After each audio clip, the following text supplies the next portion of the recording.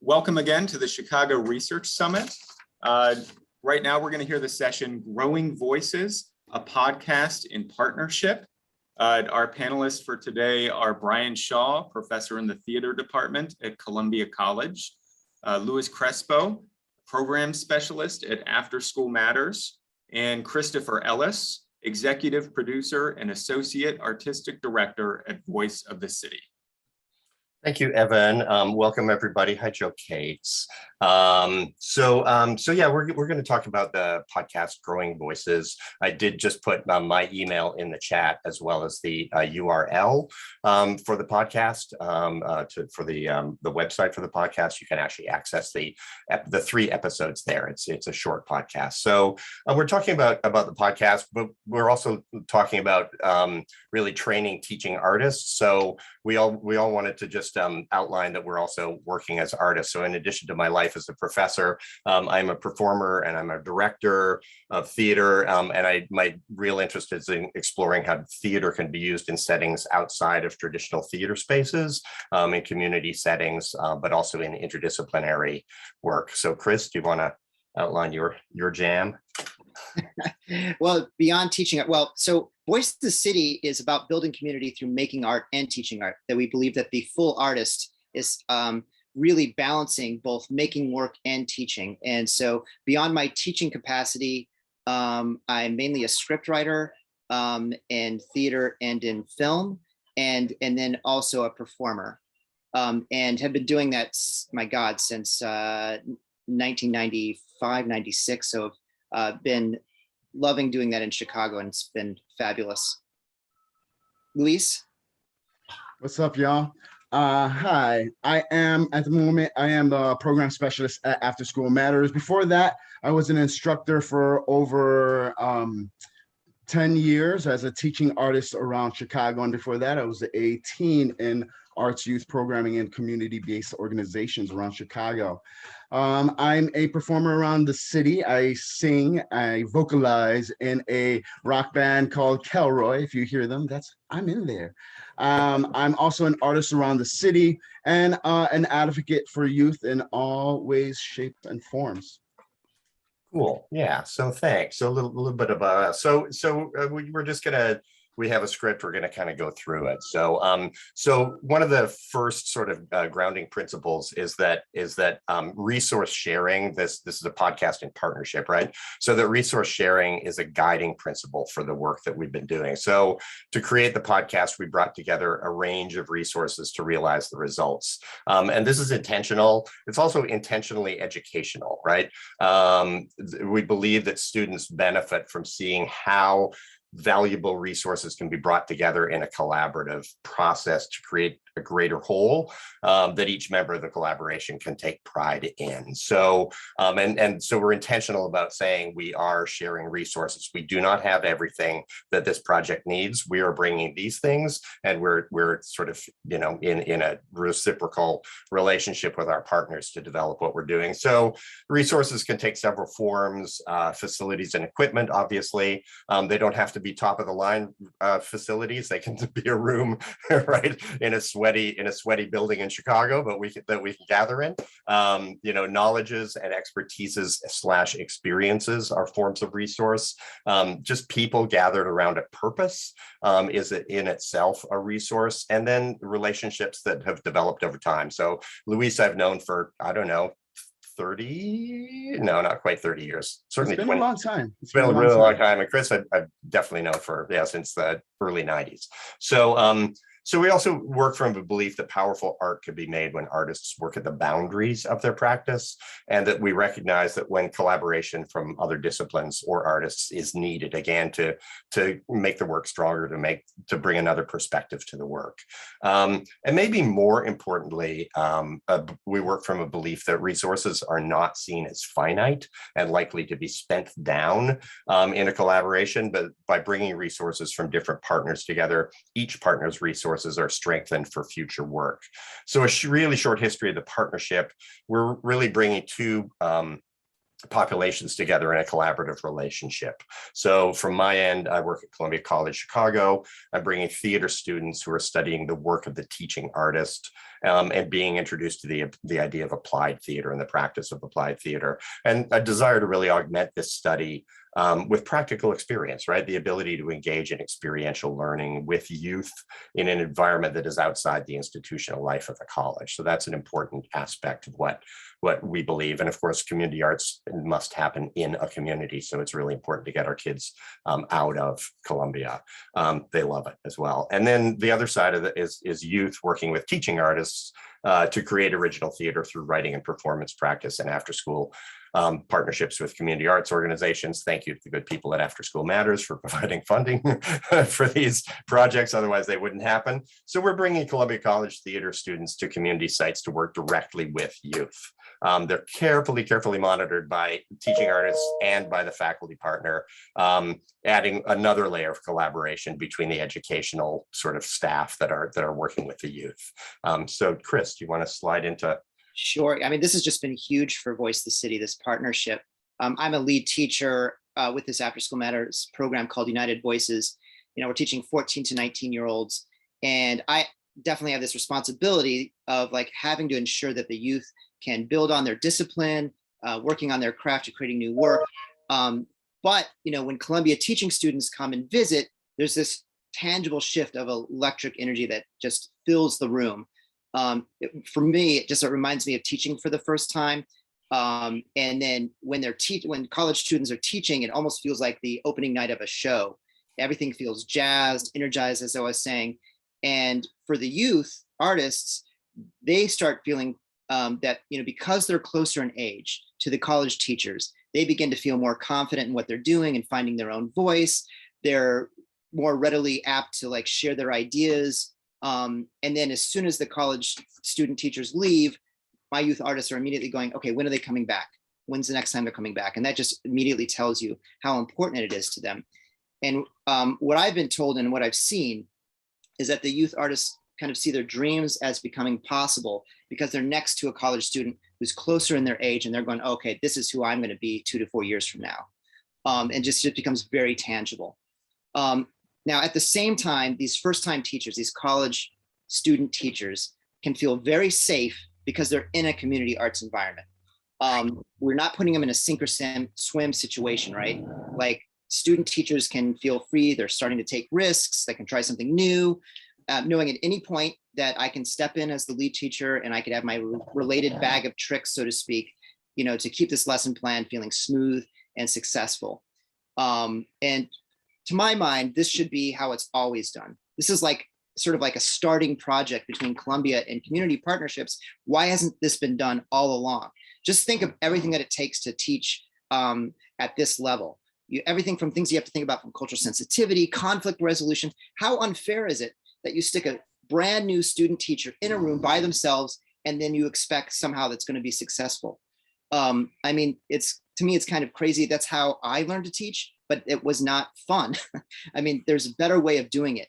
It's such a complex endeavor. It's a craft. It should be treated like that. And this partnership is an attempt to really respect that process. And I just want to say one last thing, that practically, if you're an artist, if you're getting a degree in theater and art making of any kind, pretty much you can guarantee that you're going to be teaching as a way of making a living. So to me, this is a very obvious way of showing how this could work.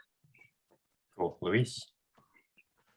Absolutely. Yeah, right, Chris. And there's this wonderful dynamic that occurs in programming when teens are mentored by college students, and the college students, who really are student teachers, are learning from the teens. Everyone is learning. Without the teaching practicum class, student teachers may not have the opportunity or the courage to visit Chicago communities to make that first contact. And in this way, student teachers are using the structure of the practicum class to go into communities and not only put what they're learning into practice, but really start to get a feel for what building a community is. Teens are getting easy access to a rich community of leaders and learners who are student teachers. And the teens, they're growing together, they're learning together, they're getting feedback from one another. And that's unique special, and it's very cool. The impact of these types of partnerships between college, university, and community are absolutely powerful. It's putting student teachers in an authentic atmosphere where they can get a grasp of the work needed to create, sustain, and maintain a youth arts program. And it's providing student teachers a taste of the challenges and realities that go into community-based work. And the teens are getting a direct avenue to what a college student looks like, what college may be like, what going to college may be like for them. And it's an awesome and immediate resource to find out and learn more. I want to know more about college. The what ifs become much more tangible and really exciting to pursue. And without a doubt, everyone involved is getting an immediate opportunity to grow, to hone their skills, to become a better teacher, a more innovative artist, a better mentor. And all the while they're developing these relationships that are special. They're developing these skills and these resources that otherwise would be inaccessible and sometimes difficult to find. And really at times, these things last far beyond just a program session or cycle. There's a scaffolding that occurs that is exponential. The teacher is helping the student is helping the teacher. Everyone is winning. And it's a wonderful thing. Students become teachers, teachers become students. It's an atmosphere where learning and growing is not only encouraged, but where fantastic and profound work can be created and inspired. Cool. So, yeah, thanks. So just in the interest of time, we got to jump just a little bit and just drop in on what Luis said there is that the history of the partnership actually is, again, a resource. And so having done this for a number of years really allowed us to do something more complex, like create this podcast. So Chris, do you want to just go right to the idea of like the podcast itself? Sure, absolutely. So the origination of the idea for the podcast was a way of sharing voices in the art making process, but having that happen between different communities, and really as a way of understanding or expanding understanding. Hopefully the idea is that we're bridging gaps between cultural differences, age, and populations.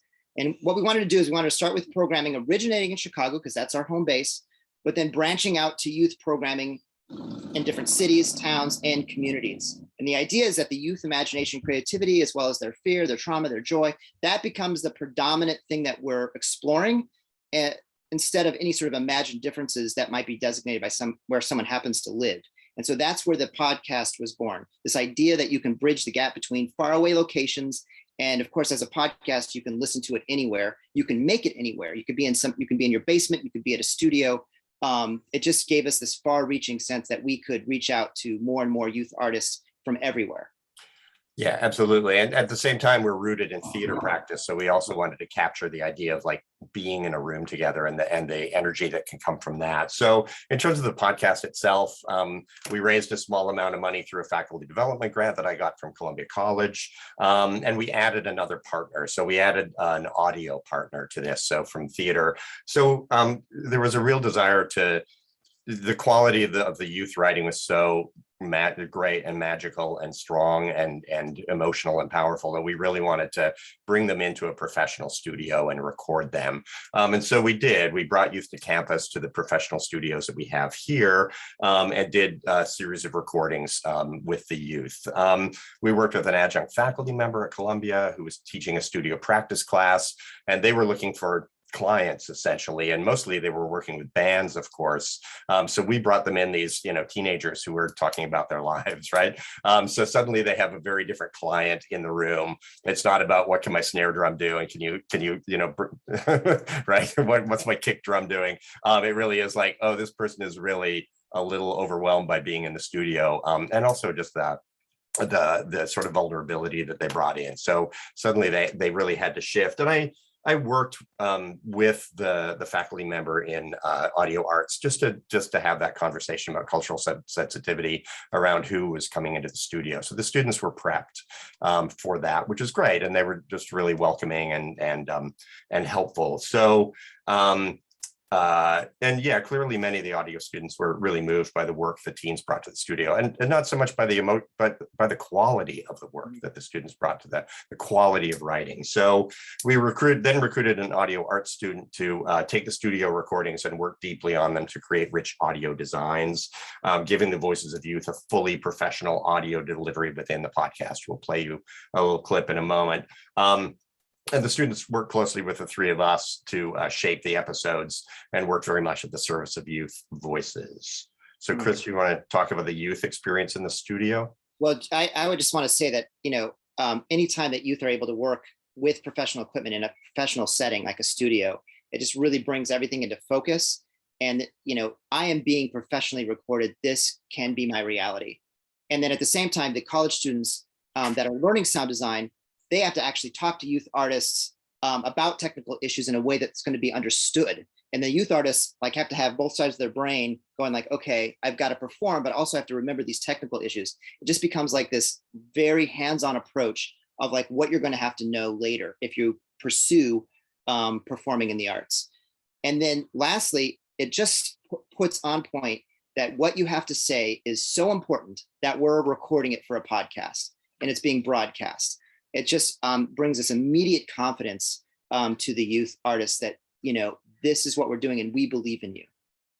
Yeah. So as I mentioned, in addition to the studio recordings, we also wanted to capture the kind of sometimes chaotic energy of an after school program and the attempts to honor that energy, but also to focus it. So we also wanted to capture the audio of the sound of the spaces that the youth are working in, right, which are often acoustically very live and filled with multiple voices at any given moment. So going from these kind of cooked studio recordings that are very clean and crisp and very beautifully designed to the sort of chaos of the work in the room was one of the things we wanted to explore in the podcast. So one of the things you'll hear, if you listen to the podcast, you'll hear occasionally, my voice pops in occasionally, just doing a warm up or whatever. But for the most part, it's the sound of youth. So I'm going to play Esmeralda's story. And Chris, while I get my screen sharing, do you want to just give a little info about Esmeralda? So Esmeralda is now in college studying arts. She was one of the 4 United Voices alumni that decided to go into performance. She was actually a producer of an open mic along with 2 other youth artists at Voice of the City. Every week they would, for spoken word, they would bring, they would have an open mic night so youth could come to our studio from all over Chicago.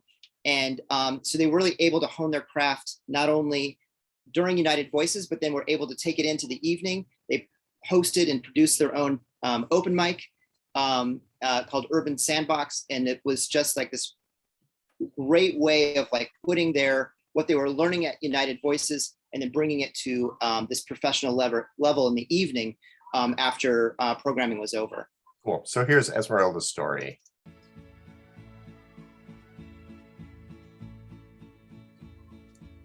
My parents tell me the first word I ever spoke was papi. I was undoubtedly a daddy's girl, but the Spanish that curved my tongue died amidst all my white friends. My parents tell me the first word I ever spoke was papi. In the car, my mom and I danced Narcis bachata and swayed to los canciones de Juan Gabriel. But I grew as quiet as the winter sea when we neared those flat, squat buildings named after dead white men. I'd fidget in my seat, wait for there to be less people. Turn the volume knob low and mask it as me wanting to tell my mom something. Mom, I love you, bye. Juan Gabriel's sorrowful crescendo hung heavy around my shoulders as I scurried to the doors. My parents tell me the first word I ever spoke was papi. I'm in second grade, stuck in a tall stone structure built to rage against time, and here my classmates hold the same brown eyes and soft tan skin, paisa, a mere echo of a word in the wind. But Spanish mutterings still bruise me. My parents tell me the first word I ever spoke was papi. I sit at Abuelita's kitchen table, glimpse the soft sadness in her eyes, streaked in her smile, 17 years old, and I can still barely hold a conversation. Her Spanish shadows me like an old friend I'd wish to go out of. My parents told me the first word I ever spoke was papi. But you also taught me besos que saben a fresas y chocolate. You taught me that quesadillas and sanasanas are the vaporú to bad days. You taught me there are such things as bad days. You taught me the language half-heartedly because you didn't want me to feel as different as you did. A foreign outcast at 14 years old. My parents tell me the first word I ever spoke was papi, and I don't turn the volume knob down anymore.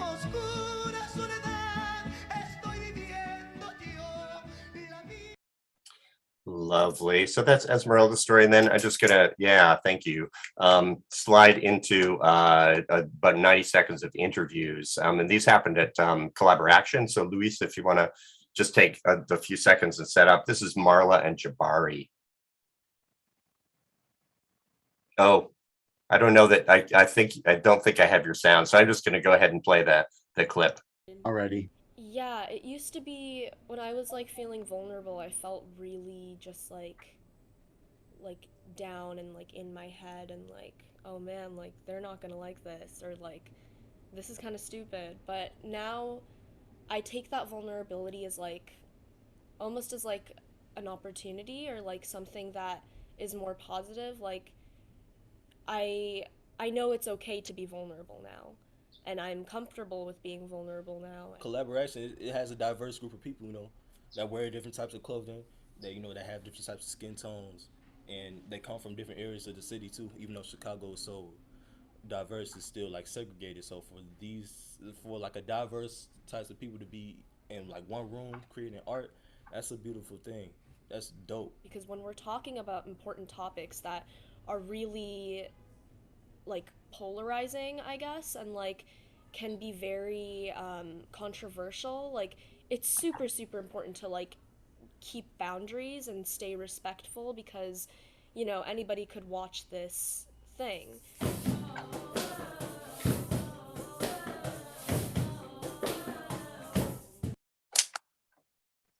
Cool. So that's just a little taste of audio from the program, and I think I think we probably should take questions. Yeah, Evan. Yes, thank you. I've been dealing with Zoom issues for most of your presentation, and I just hopped back on. So thank you, thank you very much for that. If someone has already posted questions in the chat, they might have disappeared for me because I had to log back on. But please post questions in the chat now if you have any. We have a few more minutes. Yeah, I am not seeing. Oh, there we go. Hi. Can I ask a question? Hi. Of course. I was here the whole time listening, and the work that you're doing is incredible. But how would you recommend translating the actual like podcast logistics, like the work of creating a podcast, to a non-art person and somebody who also doesn't necessarily have the digital space? Like the way your students kind of like edited it was incredible. Mm-hmm. But that's not realistic for my classroom. Yeah, that's a really great point. I mean, again, we started talking about resource sharing, right? And so if you don't have those, like I did not have those resources, like we didn't have those resources. And so I went and found them. Now I was very lucky that I went and found them, in Columbia College where those resources exist. And, but those resources are, there are places around. I'm not sure where you are in the city, but there are community arts organizations, that are doing audio work, for example, that you might be able to connect with. And so that's the whole idea really here is you cannot do it yourself, and so you just put yourself at the mercy and service and pleasure of someone else, and grow through that. It's good. Thank you. Might I quickly just point out also, because like there was sort of like this needing to invent when we went remote, and for the first part of when we were going remote, we didn't know how to use our resources, so we didn't have resources. So basically, we're going like, okay, who has a phone? We're going to record off of your phone. We're going to use free editing apps in order to edit whatever we came up with. And everything we did for the first 4 weeks when we started remote programming, we did for absolutely nothing. It was just sort of like down and dirty, like, how are we going to create work? We know we have to. And so we're going to write it the same way that we do. And then we're going to record it on whoever's phone has the best camera device. And then we're going to use free editing applications to edit that. And that way we were able to do it for no money, except for the resources of just the people in the room. Yeah. Yeah, that's a great point. Thank you. Yes, thank you, Andrea. The low barrier to entry. Yeah, I mean, the difficulty with podcasts is there are just so darn many of them now. So you're, like who your audience is, you really need to think about, what the purpose of it is and who it's for sure. Any other? If we have a quick question, we have 1 minute left. Or Chris, do you want to do a quick moment about like what our plan for the immediate future is? Yeah, like one thing I just wanted to jump in on is this idea of that podcasting, just on its sense of like, if you have somebody in a remote Illinois town and you have somebody in Chicago, then they both are on the same podcast, all of their circle of relations of people that they know will be listening. Yeah. And so that's where I'm trying to find that understanding, is that like, if you put several different people from different locations doing work, all of their circle of people will be listening. And that's how you that's how you could grow understanding and listening to each other. Right now we're in contact with University of Michigan Flint and Illinois Humanities as a way of like finding funding in order to take the podcast to the next level. Thank you so much to our presenters. It's 11 o'clock, so we have lightning rounds if you all want to join that part of the program. And I really appreciate you sharing about your podcast. So thank you. Great. Thank you. Yeah, please listen to the podcast. Thank you. It's really beautiful. Thanks. Thank you, guys. Andrea, if you wanted to get in touch with me with, I would love to, since you were at the University of Michigan Flint, we've started making headway with discussions, but it's